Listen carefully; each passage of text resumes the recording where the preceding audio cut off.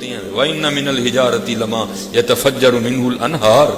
ہاں پتھر بھی روتے ہیں حضرت. پتہ نہیں میں اب اس دل کو میں کیا نام دوں حضرت. میں پتھر بھی نہیں اس کو کہہ سکتا کیونکہ پتھر بھی روتے ہیں حضرت. پتہ نہیں ہمیں کیا ہو گیا. میں نے اس دن اپنے شہر سیالکوٹ میں ایک جنازہ پڑھانا تھا عصر کی نماز کے بعد. تو میں نے کہا یار عصر ہی ادھر جا پڑھتے ہیں. میں عصر ادھر پڑھی تو ساتھ ہی جنازہ گاہ تھی ماں کے کھڑا. اب حضرت ہم نے جنازہ گاہیں بھی اتنی ڈیکوریٹ کر دی ہیں وہاں جا کے ڈر ہی نہیں لگتا. کہ مجھے سمجھ جنازے ڈیکوریٹ کرنے کی کیا وجہ ہوگی. اس کو تو اس طرح کا بناؤ کہ ڈر لگے لوگوں کو. وہاں جناب پہلے لگ گئی. بہرحال میں جا کے نا وہ بیٹھ گیا. اب میرے پیچھے اب 2-3 بندے کھڑے ہیں جنازہ گاہ میں کھڑے ہیں.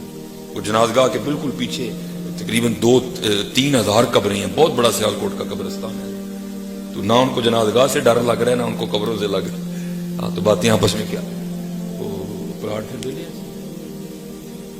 میرے کان میں آواز آئی. میں چپ کر کے نہ بیٹھا. جب کافی وقت گزرے میں پھر اٹھ کے کھڑا ہی. میں یار کو ڈر خوف نہیں ہے. ہاں حضرت لیکن پتہ نہیں ان کو ہو کیا گیا. یہ لکھا ہے باقاعدہ حضرت فاروق اعظم رضی اللہ تعالیٰ عنہ کی خدمت میں ایک بندہ حاضر ہوا. امیر المومنین میں ان کو نصیحت کرو. آپ نے فرمایا تیرے خاندان میں کوئی انتقال ہوا. عرض کردہ حضور تھوڑے دن ہی گزرے ہیں میرے چچا کا انتقال ہو گیا. فرمایا پھر تیری نصیحت کی لوڑ ہے. میرے تو نصیحت کی لوڑ ہے. ہمارا حال کیا جنازہ گاہ میں بھی کھڑے ہو کے پلاٹوں کی باتیں کرتے ہیں. او بابا پلاٹ نہ لے جڑے کیا کر لے گا. چاٹ لے گا پلاٹ کو. اور میں بس یہ پھر انشاءاللہ کبھی اللہ نے رہا کیونکہ بس وہ راستے میں کوئی رش تھا معاملہ. لیکن میں نے کہا نہیں یار چلو ٹائم لیا ہے. ہماری کوشش ہوتی ہے حضرت کہ کوئی اس طرح کا معاملہ نہ ہو لیکن بن جائے تو پھر اللہ کی مدد. پھر میں نے ان کو کہا کیونکہ ادھر لاہور انہوں نے مجھے کہا کہ 9:30 آپ کا بیان. اب تقریباً ہمیں گھنٹہ آگے لگتے جاتے ہوئے بھی لگنا. تو میں نے کہا نہیں پھر آپ سب کو کہیں کہ آپ رکیں. میں انشاءاللہ عشاء ادھر ہی پڑھوں گا تو پھر میں بیان کر کے جاؤں گا. اب یہ سن لو حضرت اگر ہم نے اللہ کے رسول کو راضی نہ کیا تو یہ ہمارے پلاٹ ہمارے ساتھ کرنے والے کیا ہیں حضرت. یہ لکھا ہے بنی اسرائیل میں نا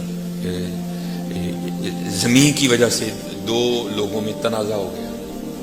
ایک وہ تھا جو کہتا تھا میری ہے. ایک اور اٹھا اس نے کہہ دیا نہیں یہ میری ہے.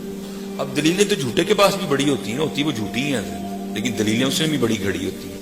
وہ بھی کہ نہیں جی اس کے دادے نے میرے دادے سے چھینی تھی. یہ تھا وہ تھا اس طرح تھا. وہ بڑے بزرگ بیٹھے لیکن ان سے فیصلہ نہیں ہوا.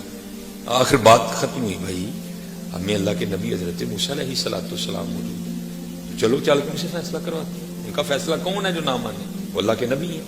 وہ سارے آ گئے. آخر عرض کی حضور زمین کا ایک ٹکڑا ہے. یہ کہتا ہے میرا ہے یہ کہتا ہے میرا ہے. ہم سے فیصلہ نہیں ہوا. آپ کی بارگاہ میں حاضر ہوں ذرا فیصلہ فرمائیں.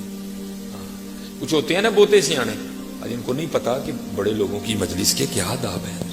وہاں بھی یہ کیسا ہی تھا. حضرت موسیٰ علیہ السلام کو کہتا ہے حضرت اس طرح کریں ان کی اکیلے بات سنیں. آپ کو پتہ چل جائے گا سچا کون ہے جھوٹا کون ہے. حضرت موسیٰ علیہ السلام جلال میں آ گئے. آپ نے فرمایا میں اللہ کا نبی ہوں. غیب کی خبریں دینے والا نبا اما یتساءلون عن النبأ العظیم. نبا سے نبی. نبا کا معنی خبر تو نبی کا معنی کیا ہوا غیب کی خبریں دینے والا. آپ نے فرمایا میں نبی ہوں. مجھے ان سے پوچھنے کی ضرورت نہیں ہے. مجھے تو اللہ نے اتنی طاقت دے رکھی ہے میں زمین سے پوچھ لوں گا بتا تو کس کی ہے. لکھا ہے حضرت سب کو لے کے گئے. وہ زمین کی نشاندہی کی گئی. حضرت اس پہ کھڑے ہوئے. وہ زمین کو مخاطب کر کے فرمانے لگے یہ زید دعویٰ کرتا ہے تو میری ہے. یہ بکر دعویٰ کرتا ہے تو میری ہے. اللہ کے نبی حضرت موسیٰ علیہ الصلوۃ والسلام تجھے حکم دیتے ہیں اب تو بتا تو دونوں میں سے کس کی ہے. تفسیر میں لکھا ہے زمین بول اٹھی. ہاں اور یہ نبیوں کی شانیں ہے کہ زمین سے باتیں بھی کرتی ہے. یہ نبیوں کی شانیں ہے. وہ زمین بول اٹھی. عرض کرتی ہے اللہ کے نبی علیہ السلام کی بارگاہ میں سلام پیش کیا. اور سلام پیش کرنے کے بعد عرض کر دی حضور دوئیں جھوٹ بول دے. نہ میں دیاں نہ میں او دیاں ان کو تیاری کرن دوئیں میرے نے. دوئیں میرے. ہاں ہم ساری